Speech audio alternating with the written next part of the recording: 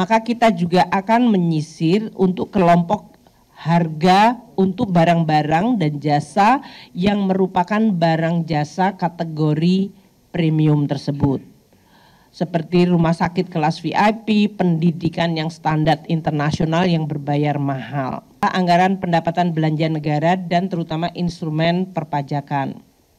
Instrumen ini memiliki tujuan untuk mewujudkan azas keadilan dan gotong royong di dalam membangun Indonesia, di mana kelompok yang mampu tentu membayar kewajiban berdasarkan undang-undang. Jadi ini bukan merupakan kebijakan perseorangan, tapi ini selalu melalui proses undang-undang sesuai dengan undang-undang dasar kita. Setiap tindakan untuk memungut harus dilakukan berdasarkan undang-undang. Dan bagi kelompok masyarakat yang tidak mampu akan dilindungi atau bahkan diberikan bantuan. Disinilah prinsip negara hadir. Ini asas keadilan akan kita coba terus, tidak mungkin sempurna tapi kita coba mendekati untuk terus menyempurnakan dan memperbaiki. Oleh karena itu, meskipun tadi disampaikan oleh Pak Menko undang-undang mengenai HPP, mengenai PPN 12% itu diberlakukan, selama ini pemerintah dan DPR di dalam mendesain undang-undang juga memperhatikan atau terus memperhatikan keperpihakan kepada masyarakat tersebut.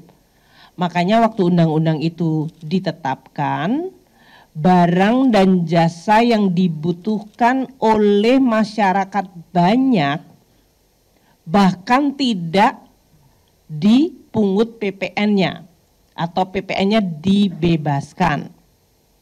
Jadi waktu 10% menjadi 11 dan 11 menjadi 12, barang-barang ini bahkan tidak membayar pajak atau PPN-nya dibebaskan. Ini adalah barang-barang yang menyangkut kebutuhan masyarakat banyak.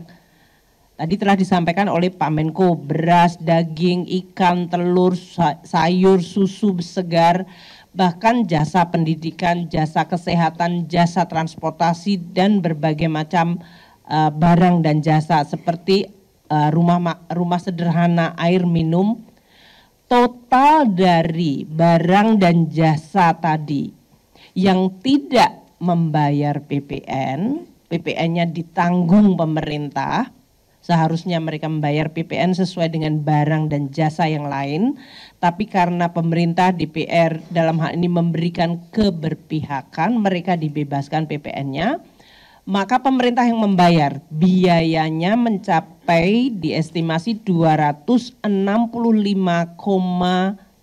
triliun rupiah agar masyarakat terbebas dari PPN untuk barang-barang yang dibutuhkan tersebut.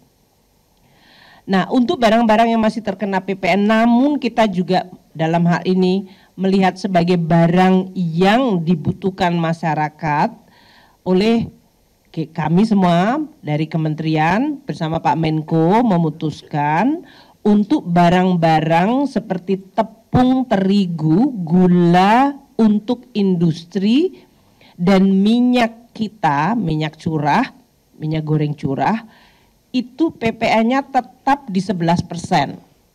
Artinya kenaikan menjadi 12%, 1%-nya pemerintah yang membayar. Dan tentu sesuai dengan masukan dari berbagai pihak termasuk DPR agar azas gotong royong di mana PPN 12 dikenakan bagi barang yang dikategorikan mewah, maka kita juga akan menyisir untuk kelompok harga untuk barang-barang dan jasa yang merupakan barang jasa kategori premium tersebut. Seperti rumah sakit kelas VIP, pendidikan yang standar internasional yang berbayar mahal. Nah, desain paket kebijakan ekonomi ini adalah mencoba untuk selengkap mungkin. Baik dari sisi demand side, karena banyak yang menyampaikan permintaan menurun meskipun tadi Pak Menko menyampaikan indikator dari konsumsi masih cukup bertahan baik. Namun juga ada beberapa data yang menggambarkan mungkin tekanan ekonomi dirasakan dan oleh karena itu pemerintah merespons. Kami dalam hal ini untuk mendesain paket stimulus ini mempertimbangkan secara seimbang sisi permintaan terutama kelompok menengah ke bawah yang tetap dimaksimalkan untuk dilindungi perlindungannya dan bahkan bantuannya. Dan di sisi lain juga stimulus ini untuk mendukung agar sektor-sektor produktif yaitu di bawah Kementerian Perindustrian, Perumahan itu bisa meningkat kegiatannya. Karena ini penting untuk menjaga momentum pertumbuhan ekonomi, penciptaan kesempatan kerja, optimisme di dalam masyarakat. Maka paket stimulus ini dibuat sekomplit mungkin. Untuk rumah tangga ada bantuan pangan bagi kelompok yang paling membutuhkan. Nanti saya sebutkan untuk beberapa yang mendapatkan benefit. Ada PPNDTP untuk barang-barang yang dikonsumsi paling sering seperti tepung terigu, gula, terutama gula untuk masukan ke industri dan minyak goreng kita. Itu diproteksi PPN-nya tetap tidak mengalami kenaikan ke-12, 1%-nya ditanggung pemerintah.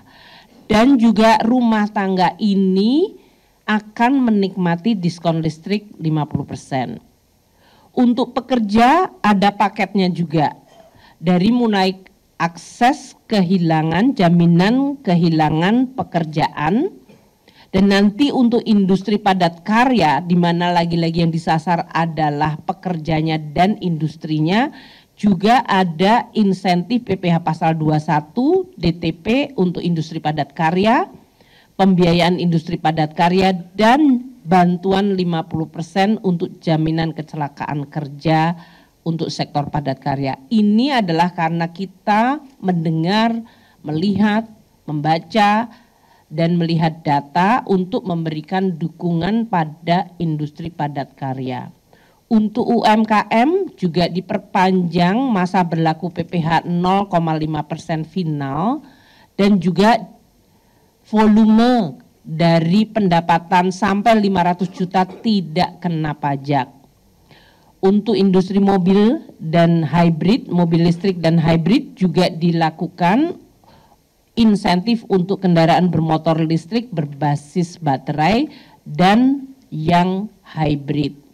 Kemudian kita juga memberikan PPN DTP untuk sektor perumahan karena ini adalah sektor yang selain memenuhi kebutuhan masyarakat hajat hidup orang banyak, juga memiliki multiplier dan penciptaan kesempatan kerja yang besar.